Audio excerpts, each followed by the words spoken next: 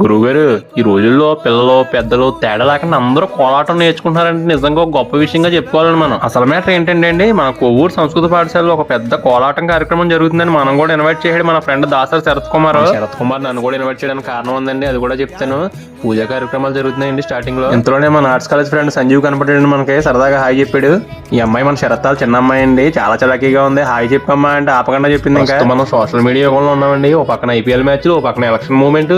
అయినా సరే కోలాటానికి ఏమాత్రం జనం తగ్గకుండా వచ్చారంటే కోలాటం ఇంకా ఆధారం తగ్గదనిపిస్తుంది నాకైతే. స్టార్టింగ్ పూజా కార్యక్రమంలో కొంతమంది పెద్దవాళ్ళని పిలిచారండి. అందులో నాకు అవంతిలో మెకానికల్ ఇంజనీర్ గా చేస్తున్న ఈఎస్ఎన్ గారు నాకు బాగా తెలుసండి. స్టార్ట్ అయిందండి. ప్రస్తుతం జరిగే ఈ కార్యక్రమాన్ని గజ్జి పూజ అంటారంట. అంటే ప్రస్తుతం అందరూ ట్రైనింగ్ అయ్యి ఉన్నారన్నమాట. ఇప్పుడు దాకా ఈ కార్యక్రమంలో అందరూ ఇంట్రడక్షన్ అయ్యారు. నెక్స్ట్ వీళ్ళందరినీ ప్రోగ్రామ్స్ కూడా తీసుకెళ్తారనమాట. ప్రస్తుతం ఈ కార్యక్రమంలో మన శరత్తాల అమ్మాయి వాళ్ళ అన్నయ్య గారు అమ్మాయి కూడా ఉన్నారనమాట. ఇక్కడ స్టార్టింగ్ వచ్చి చిన్న అమ్మాయి శరత్తాల అమ్మాయి, వెనకాల ఉన్న అమ్మాయి వాళ్ళ అన్నయ్య గారు అమ్మాయి. అందువల్ల మన శరత్ వాళ్ళ ఫ్యామిలీ మొత్తం ఈ కార్యక్రమంలో భాగమయ్యారండి.